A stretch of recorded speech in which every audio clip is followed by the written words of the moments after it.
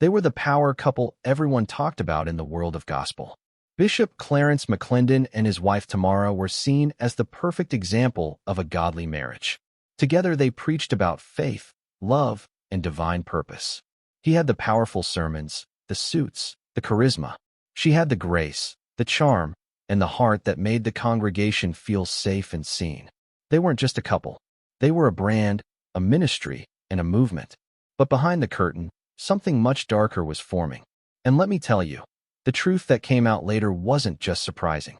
It shook the very people who once called them leaders. Clarence didn't always stand on big stages.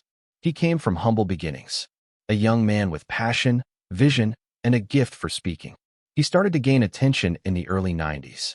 His words moved people. His image impressed crowds. And soon his name began to spread across church circles and Christian TV. But even with all that attention, there was one person always by his side, Tammera. She didn't just support him, she helped build him. From behind the scenes, she handled administration, led women's ministry, and brought a sense of warmth to the growing church. People admired her for being so humble despite her position.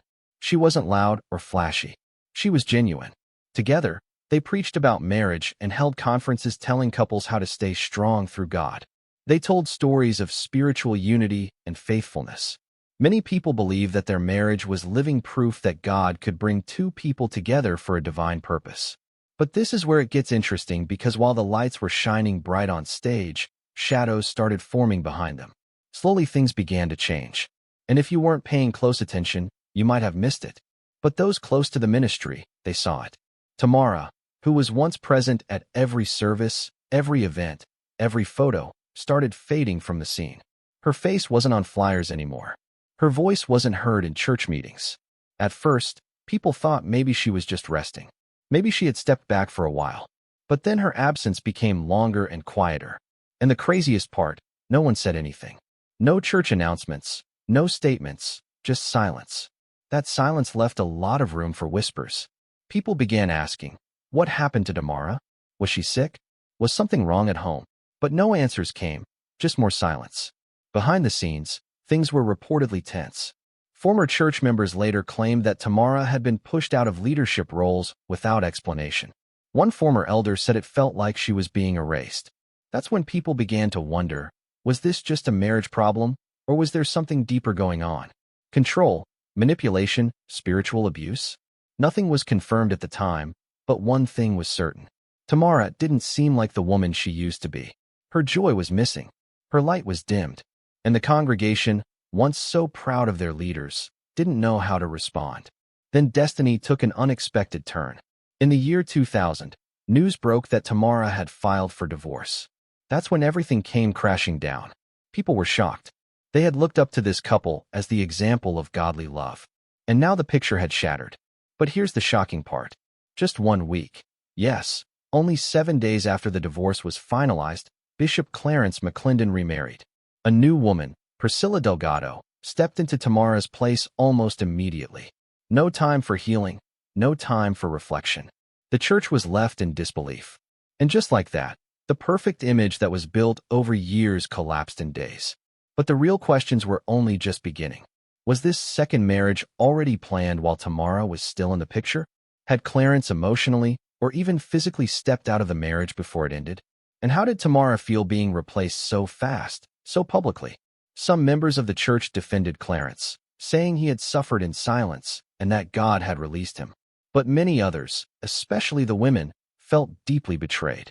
They had believed in that marriage. They had prayed with Tammera, cried with her, followed her example. Now they were watching her disappear while someone else took her place. The silence didn't just end with Tammera's disappearance. It got louder. After the divorce and sudden remarriage, the atmosphere in the church shifted completely. People who once sat in the front row proudly waving their hands in worship began sitting in the back or stopped coming altogether. Something didn't feel right.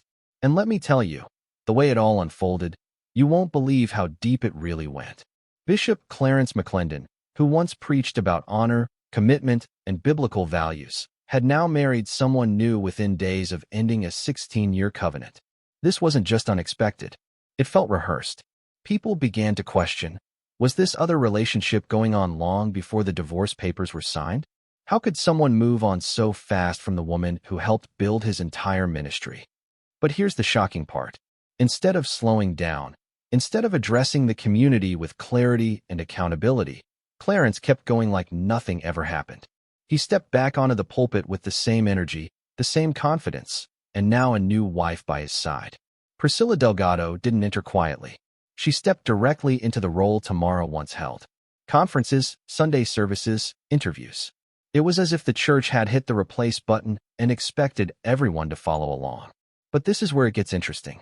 While Clarence continued to preach, talk shows and gospel blogs started catching wind of the controversy. The timeline didn't make sense, and the silence from Tammera made everything feel even heavier. What made this story different? The way the church handled it, or didn't. There was no public apology, no sabbatical, no reconciliation attempt. It was like they hoped the congregation would just forget. But people don't forget when they feel emotionally invested. Members who once saw Tammera as a spiritual mother began to speak up quietly at first, and then louder. Some left the ministry entirely. Others stayed confused and hurt, hoping for closure that never came.